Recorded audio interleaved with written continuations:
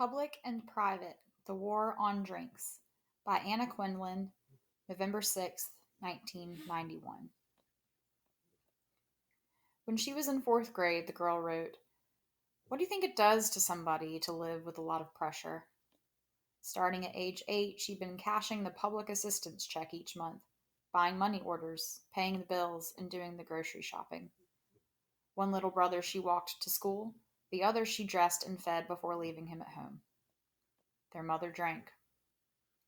The pressure she was talking about wasn't even the pressure of running an entire household, said Virginia Connolly, who oversees substance abuse services in schools in New York City. She didn't know there was anything strange about that. The pressure she was talking about was the pressure of leaving her younger brother at home. Surgeon General Antonia Novello has opened fire on the alcohol industry, complaining that too much beer and wine advertising is aimed at young people. Her predecessor, C. Everett Koop, did the same in 1988, and you can see how radically things have changed.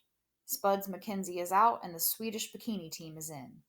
There's a move afoot to have warning labels on ads for beer, wine, and liquor, much like the ones on cigarettes. Dr. Novello didn't mention that. She said she would be taking a meeting with the big guys in the liquor industry. That's not enough.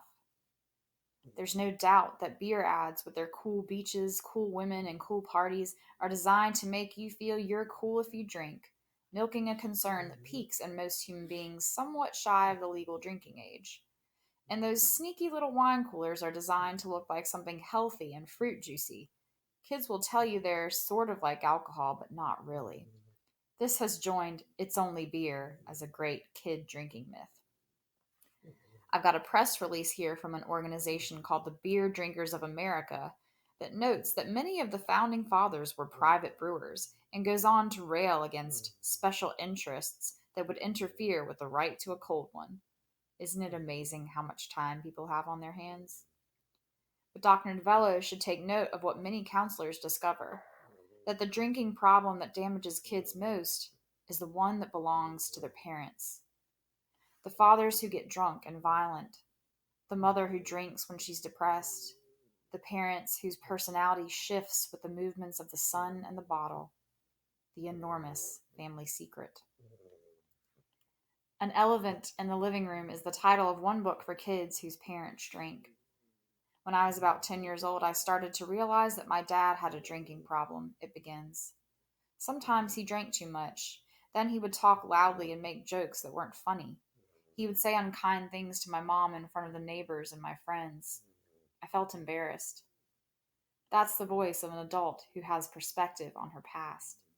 This is the voice of a 12-year-old out of school in the kind of neighborhood where we talk about crack, though the use of alcohol is much more widespread. She's talking about her father who drinks. I hate him. He should just stay in his room like a big dog. This would make a good commercial, the moment when your own kid thinks of you as an animal. The folks who sell alcohol will say most people use it responsibly, but the fact remains that many people die in car accidents because of it. Many wind up in the hospital because of it, and many families are destroyed because of it. Dr. Novello is right to excoriate the commercials. It's not just that they make drinking seem cool, but that they make it seem inevitable, as though parties would not take place, Christmas would never come, success be elusive without a bottle. It's got to be confusing to see vodka as the stuff of which family gatherings are made, and then watch your mother pass out in the living room. This is the drug that has been handed down from generation to generation, that most kids learn to use and abuse at home. I'd love to see warning labels about fetal alcohol syndrome and liver damage and addiction. But it's time for a change, not just in the ads, but in the atmosphere that assumes a substance is innocuous because it's not illegal.